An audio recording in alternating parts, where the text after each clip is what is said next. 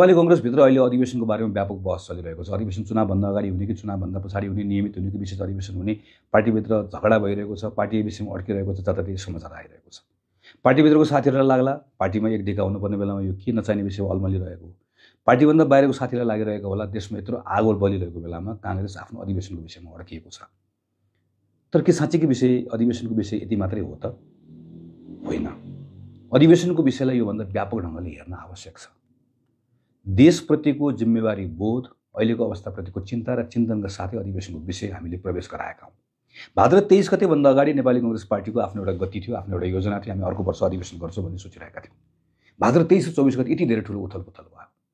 23 गते राज्यबाट ठुलो दमन भयो, हिंसा भयो। 24 गते थुप्रै अवांछित क्रियाकलापहरू भयो। तर यति मात्र भएको हो त? 23 र 24 गते केवल जेनजी मात्र होइन, सबै उमेर समूहका नागरिकहरूले भ्रष्टाचार, नातावाद, कृपावाद, असक्षमता, कुशासन यसका विरुद्धमा व्यापक रूपमा आफ्नो असन्तुष्टि जाहेर गरेको होइन। र त्यसको असन्तुष्टि मात्र होइन, त्यसको कारणमध्येको एउटा कारण तिमी पनि हो, नेपाली कङ्ग्रेस पनि हो भनेर हामी माथि नै प्रश्न उठाएको होइन, असन्तुष्टि पोखेको होइन। पहिलोपटक नेपाली कङ्ग्रेसको नेतृत्वमा आन्दोलन नभएको मात्र होइन, हाम्रो विरुद्ध भयो। के यो कुरालाई हामी बिर्सेर अगाडि बढ्न सक्छौँ? हामी संसदको पहिलो पार्टी थियौँ, हामी सत्तापक्ष थियौँ। आज हामी न सत्तापक्ष छौँ न प्रतिपक्ष छौँ, हामी सडकमा आइपुगेका छौँ। आज यत्रो ठुलो विश्वासको सङ्कट छ। आज हाम्रो प्रासङ्गिकतामाथि प्रश्न उठेको छ। आज हामीलाई कति नागरिकहरूले, खास गरेर नौजवानहरूले साहस होइन सम्झौतासँग, हामीलाई निष्ठा होइन भ्रष्टाचारसँग, हामीलाई आदर्श होइन अवसरवादसँग जोडेर हेरेको अवस्था छ। यो बेलामा हामी कहाँ चुक्यौँ, किन चुक्यौँ, कसरी चुक्यौँ, के नगर्नुपर्ने कुरा गऱ्यौँ, के गर्नुपर्ने कुरा गरेनौँ भनेर एकपटक हामीले समीक्षा गर्नुपर्ने छैन। समीक्षा गर्ने मात्र होइन, त्यो समीक्षाबाट आएको कुरालाई हामीले सच्याउनु पर्ने, स्वीकार गर्नुपर्ने कुरा छैन। अनि केही कुरा सङ्कल्प गर्नुपर्ने कुरा छैन। अनि यसको आधारमा आएर हामीले नागरिकहरूलाई हामी यहाँ यो ठाउँमा चुक्यौँ, तर अब हामी चुक्दैनौँ, अब हामी बदलिन्छौँ भनेर भन्नुपर्ने अवस्था छैन। यो कुरा नभनिकन हामी नागरिकहरूको बिचमा जान सक्छौँ? यसका निम्ति अधिवेशन आवश्यक छैन। म यो भन्दै गर्दा कसैलाई दोष दिएर भनिरहेको छैन। म नेपाली कङ्ग्रेसको नेतृत्वको हिस्सा छु, कतिपय निर्णयहरूमा म भागीदार छु, म त्यसको जिम्मा लिएर कुरा भन्दैछु। त्यसले पार्टीको सदस्यहरूलाई मेरो आग्रह छ, यो कुनै व्यक्तिको कुरा होइन, नेपाली कङ्ग्रेस पार्टीका निम्ति अनिवार्य अपरिहार्य शर्त हो। पार्टीभन्दा बाहिरका युवा साथीहरू जसले यो पटक भाद्र 23-24 गतिको आन्दोलनमा सहभागी हुनुभयो, उहाँहरूलाई पनि आग्रह गर्न चाहन्छु, नेपाली कङ्ग्रेसभित्रको अहिलेको छलफलको कुरालाई तपाईँले पनि नजिकबाट निहालिदिनुपर्छ, किनकि यो तपाईँको सुधारको मागसँग जोडिएको छ। त्यो आन्दोलनको एउटा विषय भनेको नेपालभित्रका तमाम सबै संस्थाहरू सुध्राउनुपर्छ भनेको होइन, अदालत सुध्रोस्, प्रहरी, अड्डा, प्रशासन सबै कुरा सुध्रोस् भनेको त हो नि। त्यो सुध्रिनु पर्ने मध्येको एउटा कुरा, मुख्य कुरा भनेको त पार्टी हो नि। पार्टीहरू सुध्रिए, हाम्रो सबै पार्टीहरू सुध्रिए, खास गरी भ्रष्टाचारका सन्दर्भमा, कुशासनका सन्दर्भमा प्रष्ट भएर आउने अवस्था बन्दै गर्दा ती सुध्रिएका पार्टी जसले जिम्मा पाए पनि देशको अवस्था सुधार्ने कुरा होला नि त। यसका निम्ति हामी नसुध्रिकन, नबदलिकन तपाईँहरूको हुलमा आयौँ, तपाईँको कार्यक्रममा आयौँ, तपाईँसँग कुममा कुम जोड्न आयौँ, तपाईँसँग मुख मिलाउन आयो भने त्यो केवल औपचारिकता मात्रै हुन्छ।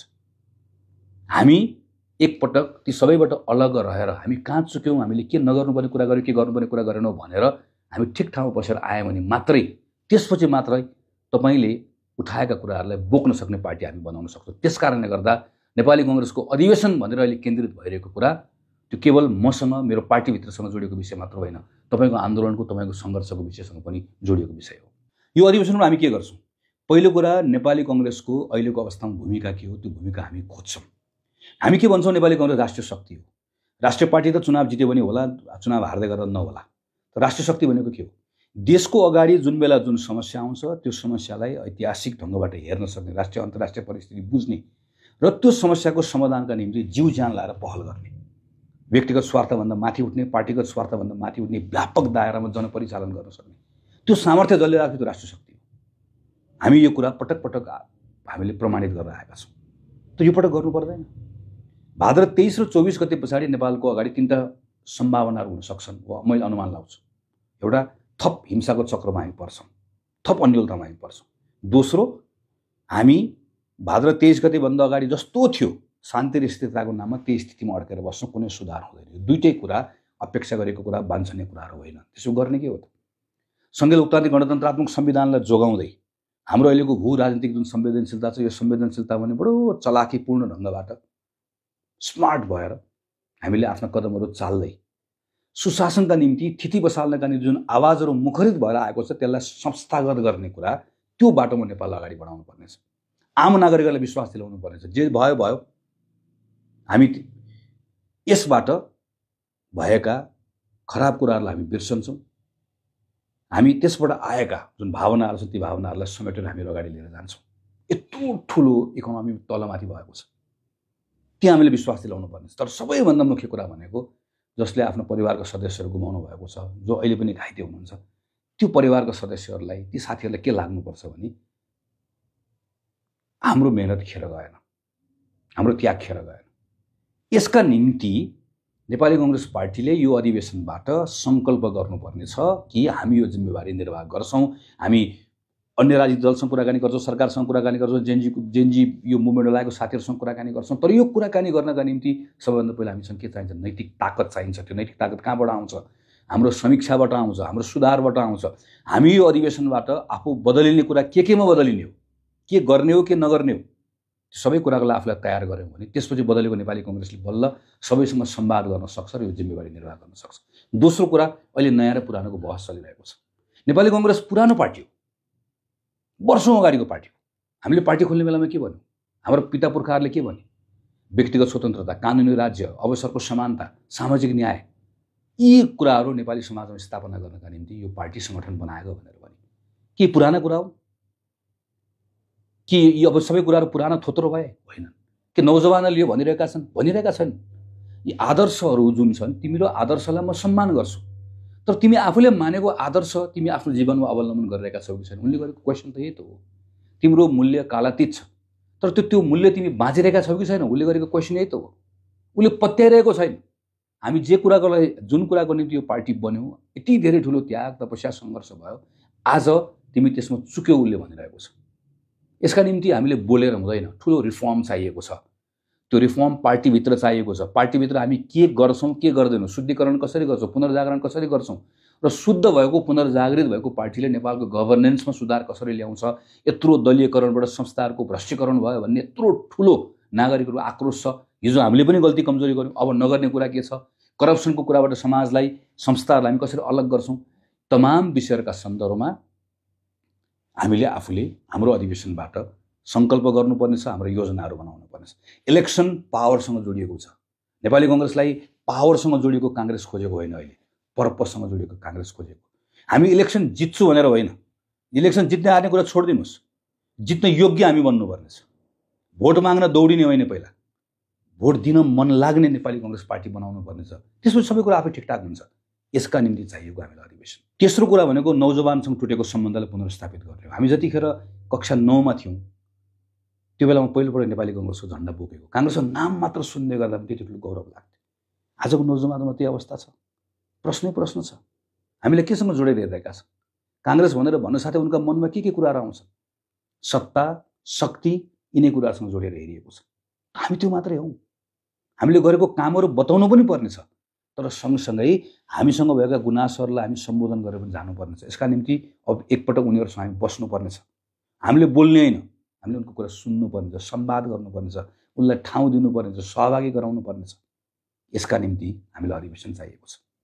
चौथो कुरा भनेको यो अधिवेशन गरेर गयौं भने नेपाली कांग्रेस पार्टीको के कुरामा प्रष्टता देखिन्छ भने कांग्रेस अडियो, कांग्रेस घोरियो, कांग्रेसले स्वीकार गर्यो हामीले केही गल्ती गरेका थियौं, हामीले नागरिकहरूको कुरा सुन्यौं, हामीले सुधारको संकल्प गर्यौं, हामी नयाँ भएर आएका छौं, हामीले नयाँ सुरुवात गर्ने एउटा बाचा गरेर आएका छौं, संकल्प गरेर आएका छौं। त्यसपछि बल्ल नागरिकसँग संवादको नयाँ ढोका खुल्छ। त्यसपछि बल्ल हामीसँग रिसाएका नागरिकहरूले एकपटक फेरि तिमीलाई मौका दिन्छु भन्ने हामीसँग आउने अवस्था आउँछ। त्यसकारणले गर्दा अधिवेशन चाहिएको। म नेताहरूले यो कुरा भनिरहेको छु, नेताहरू भन्नुहुन्छ, साथीहरू भन्नुहुन्छ, यो कुरा गर्न भ्याइदैन। किन भ्याइदैन? किन पहिले 6 महिना लाग्थ्यो। पहिले 6 महिना लाग्ने कुरा अहिले 2 महिनामा गर्न सकिँदैन, इच्छा भए पनि सकिँदैन। हाम्रो आफ्नो पार्टीभित्रका दुःखहरू, हाम्रो घरभित्र झगडा छ, झगडा मिलाउन सक्दैनौँ भन्ने नाममा यत्रो ठुलो नागरिकहरूको आन्दोलन पछाडिको सन्दर्भमा हामी यसको मानमर्दन गरेर बस्न सक्छौँ? साथीहरू भन्नुहुन्छ भोट माग्न जाने बेला भइसक्यो, भ्याइदैन। अरे हामी ठिक ठाउँमा उभियो भने भोट माग्न जानै पर्दैन। हामी ठिक भयो भने भोट माग्ने मानिसहरू आफै आउलान् नि, दिने मानिसहरू। तर हामी ठिक भएन भने माग्न गएर मात्र भोट आउँछ। हामीले पटक पटक यो कुरा अनुभव गरेका छैनौँ। त्यसैले मैले नेपाली कांग्रेसको केन्द्रीय समितिको बैठकभित्र पौष 16 गते अधिवेशन गर्नुपर्छ जुन प्रस्ताव राखेको छु, म पार्टीको तल्लो तहमा बसेर काम गरिराख्नुको साथीहरूलाई पनि आग्रह गर्छु, बहसमा तपाईँले भाग लिनुपर्छ, तपाईँले पनि बोल्नुपर्छ र पार्टीका नेताहरूलाई तपाईँले भन्नुपर्छ, तपाईँहरू निर्णय गर्नुहोस्, दिनरात काम गरेर हामी टुङ्ग्याउँछौँ। मैले अर्को एउटा प्रस्ताव गरेको छु, यो पटक केवल अधिवेशन गर्ने मात्र होइन, उम्मेदवार पनि तपाईँहरूले छान्ने हो। पार्टीको प्रत्येक क्रियाशील सदस्य जब हामी क्षेत्रीय प्रतिनिधि छान्नलाई बुथमा आउनुहुन्छ त्यो बेलामा तपाईँले सँगसँगै तपाईँको क्षेत्रबाट तपाईँ कसलाई उम्मेदवार देख्न चाहनुहुन्छ? पार्टीको कुनै पुरानो साथीलाई हो कि नौजवानलाई हो कि वा समाजमा कुनै प्रतिष्ठा आर्जन गरेको कुनै अर्को व्यक्तिलाई छान्न चाहनुहुन्छ? त्यो अधिकार पनि तपाईँलाई दिनुपर्छ भनेर भनिरहेको छु। निर्वाचनको काम पनि सँगसँगै हुन्छ।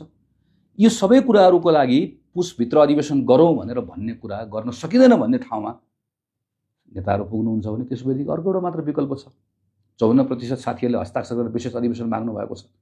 त्यही विशेष अधिवेशनबाट भए पनि नेपाली कांग्रेस पार्टीले नियमित अधिवेशन जस्तो अवसर हामीलाई प्राप्त नभए तापनि जति अवसर प्राप्त हुन्छ त्यो अवसरबाट भए पनि हामीले आफूलाई नयाँ बनाउने, हामीले आफ्ना थुप्रै कुराहरू छोड्ने, केही नयाँ कुरा थप्ने कुराहरूको सन्दर्भमा त्यो मञ्चको प्रयोग गर्नुपर्नेछ। म कुनै व्यक्तिगत कारणबाट प्रेरणाबाट यो कुरा भनिरहेको छैन, कुनै सत्ता शक्तिको कुरा होइन।